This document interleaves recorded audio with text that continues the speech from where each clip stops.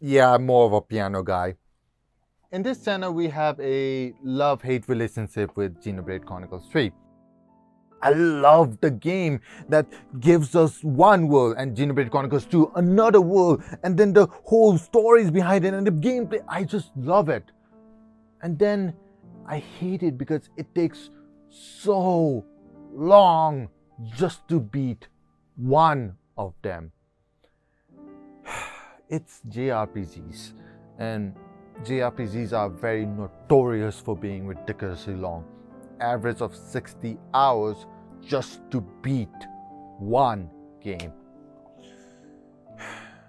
Heck, when I started making and finished the video for Xenoblade Chronicles 2, at the same day, Xenoblade Chronicles 3 came out.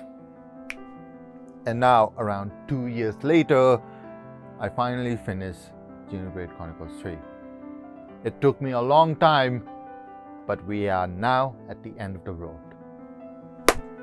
With that said, Xenoblade Chronicles 1 Definitive Edition was amazing. Xenoblade Chronicles 2 was better despite having a lot of negatives, and this is my own opinion. Does the trilogy end with a high note?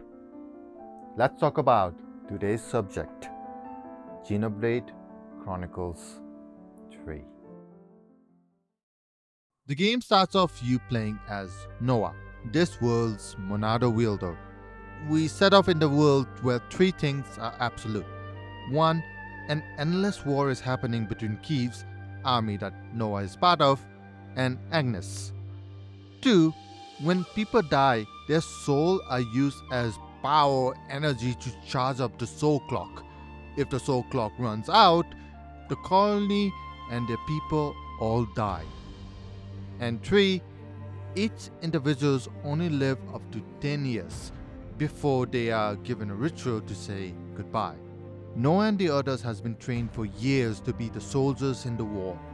However, Noah is also an overseer, a role to play song to rest the souls lost from the war, whether it's from your side or both sides. I know it's a bit more complicated in what I'm portraying, but for the sake of simplicity and time, let's just go with this analogy.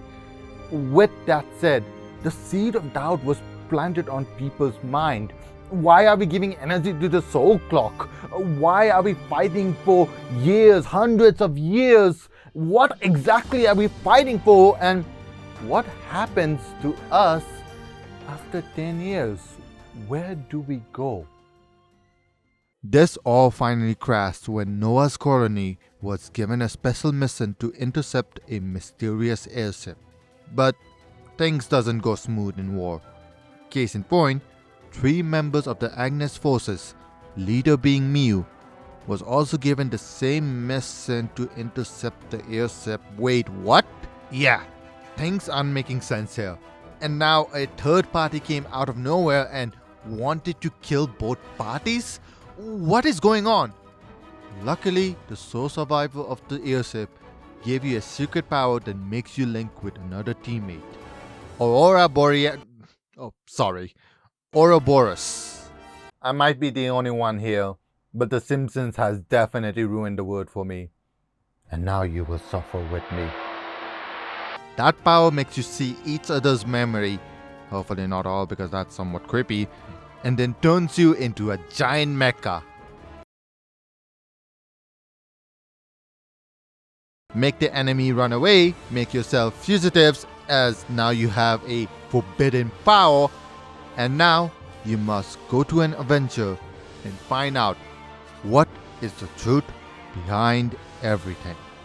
Yeah, I'm being very, very, very loose with the story here, mainly because of the sake of time.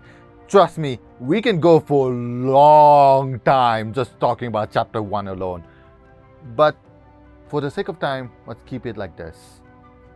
And trust me when I say this, I believe this story is the best one we have gotten from the franchise yet.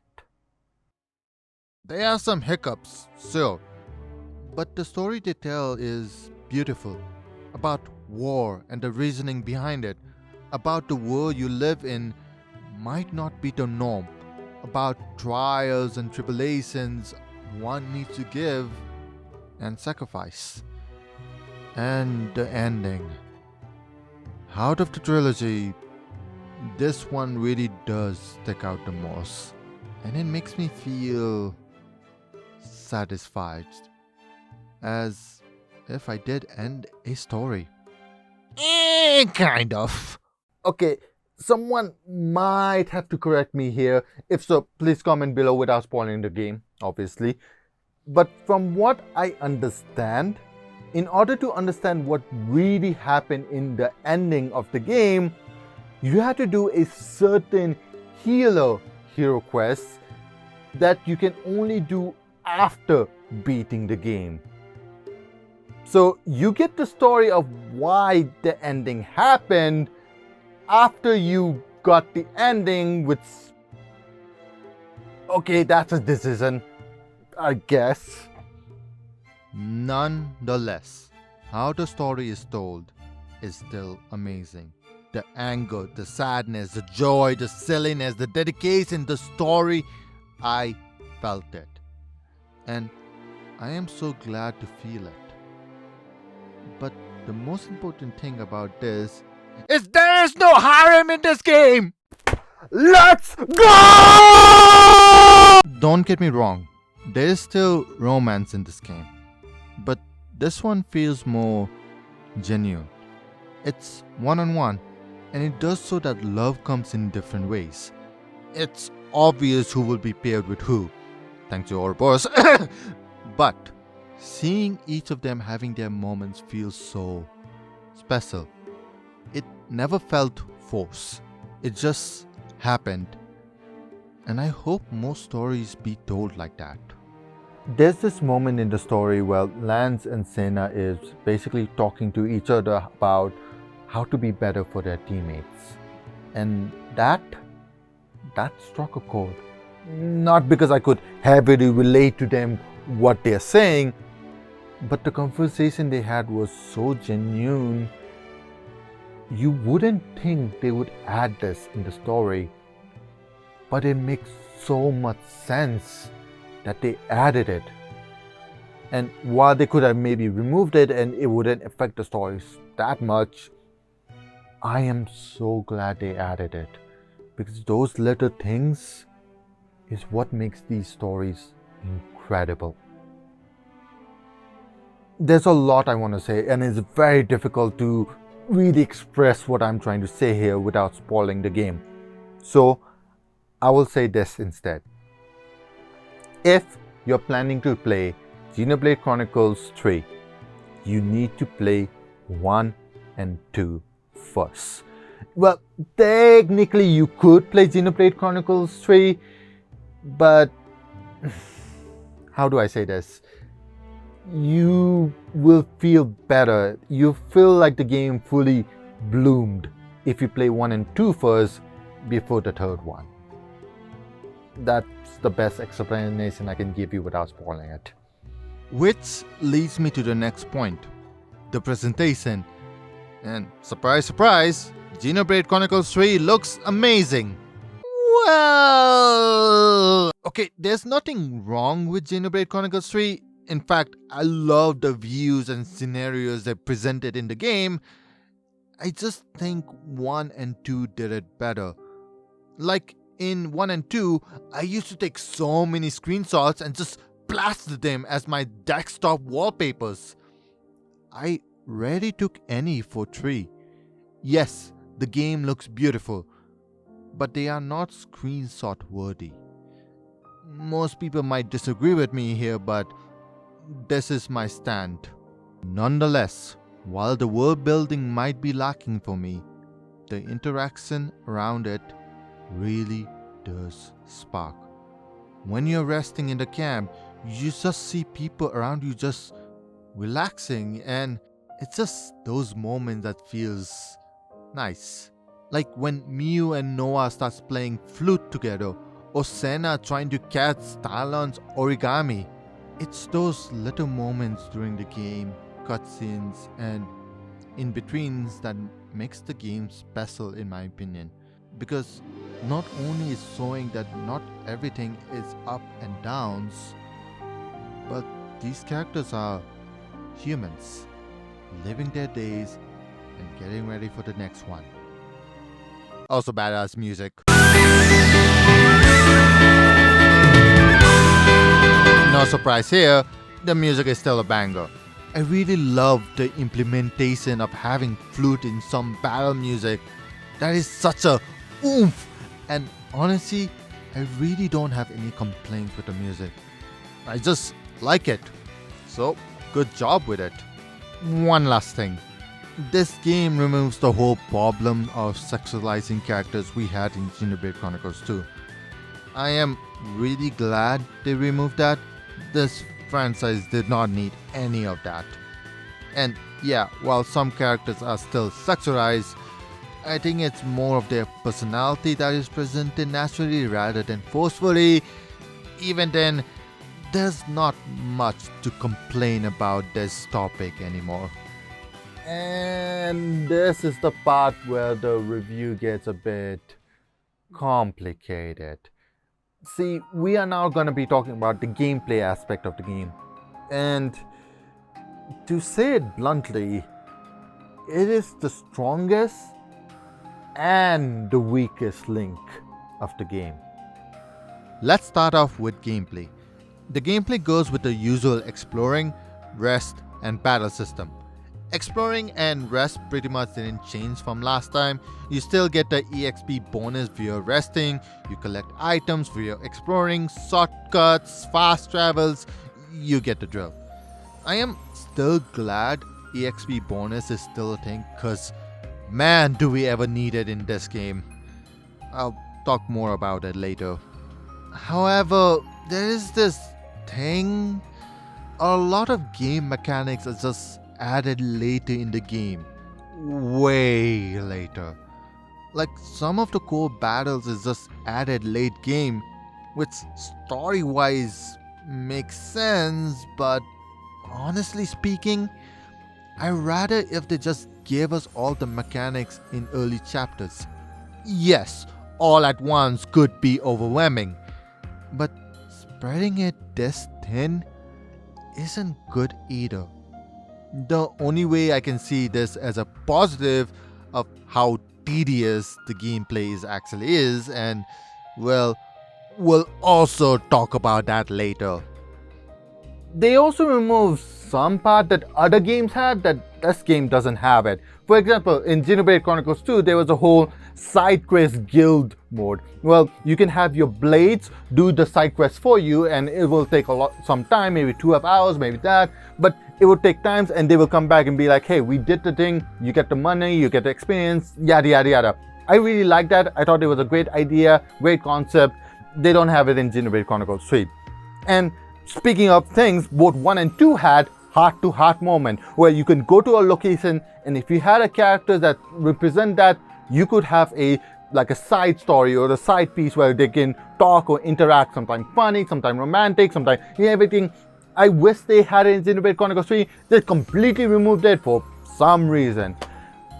I mean, in Xenoblade Chronicles 3, it does pass the vibe taste of, oh yeah, this is Xenoblade Chronicles franchise and this is a part of the game, and I really like Xenoblade Chronicles 3 because it's Xenoblade Chronicles.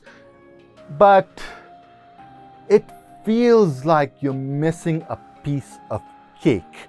A piece of cake that represents Xenoblade Chronicles. That's the best way I can explain. With all that in mind, the battle systems is still good. Like 1 and 2, this one is also different. Yes. It takes the same ideal as Xenoblade Chronicles 2 and 1 had: move around, attack enemies in weak spots, cancel attack, do more damage, yada yada yada. The S comes with changes. As you can probably tell, instead of the usual 3 party, we now have 6 party members, plus 1 supporting NPC teammate aka hero member, all at once. This is a very nice change because now we have even more ways of playing the game. It is also nice to have that you can actually change which character you want to play mid-battle. Want to change from Noah to Mew? So, Sena to Lanz? Why not? Want to play all of them at once in a chaotic manner? Why not? I love this decision. I really wished Xenoblade Chronicles 1 and 2 did this.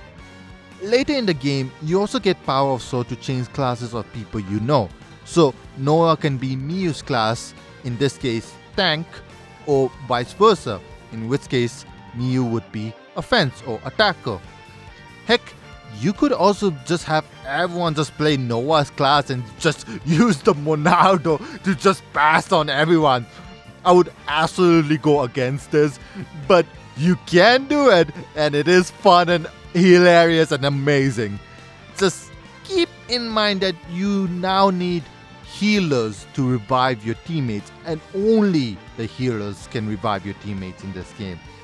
Probably just to balance the game, but honestly, I don't like that this is a thing, but it is what it is. I will say this, at the very least, do party rotations of every base class.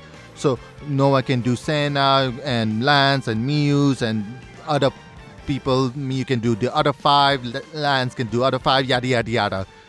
You get these specifically class accents or attacks which you can use as your alternative attacks despite not playing the same class. Or you can even combine them so that you can save time or do more damage or whatever. The more you have, the better. Trust me, it can be limited, but it is worth it. And yes, the mech fighting, aka Ouroboros mode. It is also pretty swell.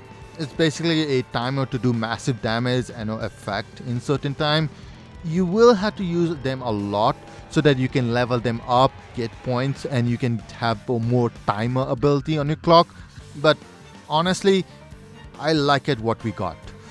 There's nothing else to add other than it's cool we have them. With that said, I don't know where else to put this info, but the UI is a hit or miss.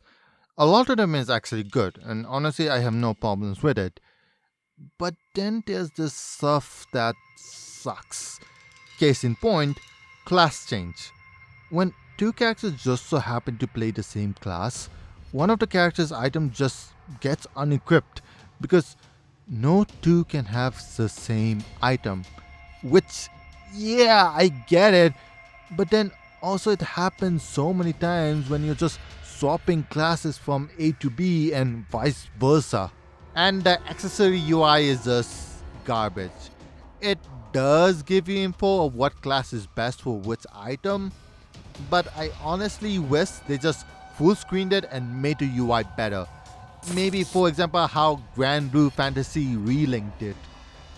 Honestly, I just gave up with accessories and just equipped what was based off class type without any strategy. I dislike the tedious of it. What I do like is the chain attacks, or what I like to call it, the Yippee attacks. Why? I am not a doctor, and I do not know how to cure depression. But that voice line must be the ingredient for the cure. Chain attacks in this game pretty much relies on TP, tactical points.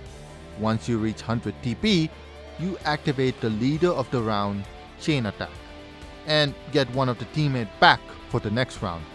150 for 2 teammates, 200 for 3 teammates.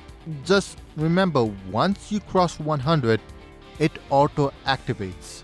Do them until you run out of teammates or do the maximum of 3 rounds. 4 rounds after late game. This is great and all, and the music is pretty bopping until you realize you might have to do this every single battle because you want to try to get overkill for bonus EXP. There is one problem that is definitely the weakest link of the game. There's too many monsters for so little EXPs. See, when you overkill enemies, every hit you do will increase the EXP bonus you get. Example, 200%, meaning twice the EXP you get. But the enemies just doesn't give you anything on their base EXP. So you are heavily relying on overkills just to level up. Hi, Future Maxim here. I don't know why I did not put this in the script, but I'm gonna say it right here. There's also a problem with this game. Well, when you're fighting an enemy, for example, very strong enemies, other enemies just comes and try to fight you as well, which is fine every now and then. But I have fought like an enemy 99%. They're almost gonna die, and then other enemy just suddenly just comes and tries to kill you out of nowhere. Like they just appear out of nowhere and just kill you, which ruins everything. And now I have to do the whole fight again and respawn, and it's just annoying how tedious these spawns can get. Alright, back to the editing. Oh, back to the video. I can English. It got so bad that the developers just added multiple blue elite enemies just so that you can get bonus EXPs to level up. And I am not joking when I say this, but after you beat one group of enemies, you don't even need to walk for 10 seconds until another one just comes to attack you. I just started to zone out and just wanted to get to the story because the battle system became boring. Yes, there was various classes changes you could do. And yes, Ouroboros is cool. And yes, Sena Yippee is Yippee. But too much is too much. And there's a point where I wish I could just skip everything and just go to the fun part again. If you have asked me, the biggest weakness is that you constantly need to battle to get more EXP for the story. And trust me, I think I was only 2-3 level above the required for the final boss. And I didn't skip much. But the biggest strength is the battle system. I love the implementation of being any class you want, being able to use other attacks as alt, having 6 players, which by the way you can change mid-fight, and just having the time of your life. There's so many amazing positives, but the negatives are heavy. With that said, the positive does outweigh the negative by a lot. Xenoblade Chronicles 1 Definitive Edition was an amazing game to start. Xenoblade Chronicles 2, while it had a lot of negatives, I still liked it over Xenoblade Chronicles 1. Xenoblade Chronicles 3 is my favorite Xenoblade Chronicles game as of right now. It is such an amazing experience, amazing story, amazing everything, and I am so glad I got into the franchise. I am done with Xenoblade Chronicles franchise! Oh! I still have to play the DLCs, but that's besides the point. I'll do it in my free time. No! I finished it! I don't have to play it until 4. No! You are not the main! You're the side game! I'll pay you me if you get a remake, maybe!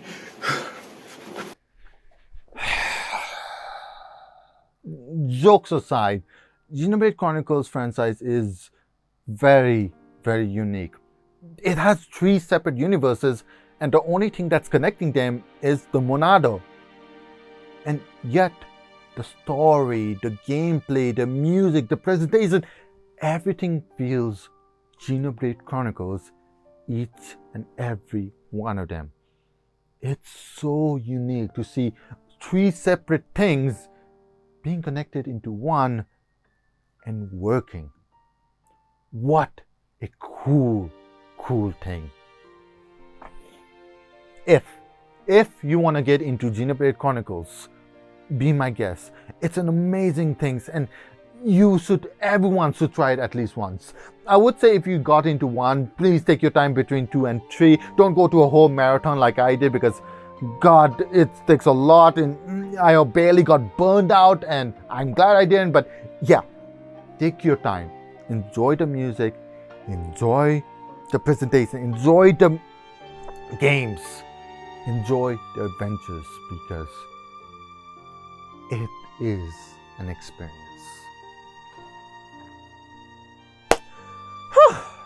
So Xenoblade Chronicles marathon is pretty much done. I really don't know what I should go for next, which marathon I should probably play. Actually, if you guys know any ideas or anything, please let me know in the comments.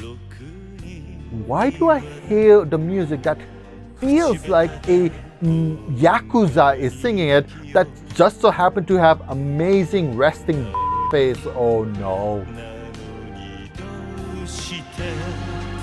さよならは言えたのダメだねダメよ